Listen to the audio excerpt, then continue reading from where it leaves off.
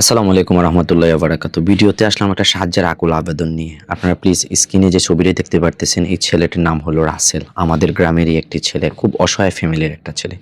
আজকে সে বাইক দুর্ঘটনায় মৃত্যুর সাথে পাঞ্জা লড়তেছে। বর্তমানে সে সিলেট উসমানী মেডিকেল হসপিটালে রয়েছে এবং আইসিইউতে রয়েছে।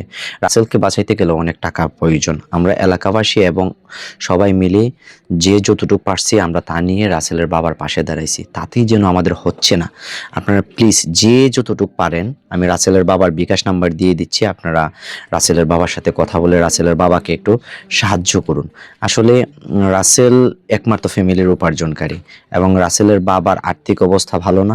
রাসেলকে বাঁচাইতে হলে প্রচুর টাকার প্রয়োজন হয়। আজকে যদি রাসেল চিকিৎসার অভাবে মারা যায় তাহলে আর কি বলার আছে।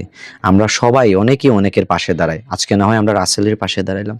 আমি এমনিতেই পারতাম অনেক ভিডিওতে আসি না, যতটুকু পারি আমি মানুষের সাহায্য করার চেষ্টা করি।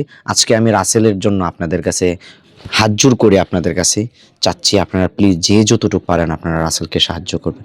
সবাই ভালো থাকবেন, সুস্থ থাকবেন। আল্লাহ হাফেজ।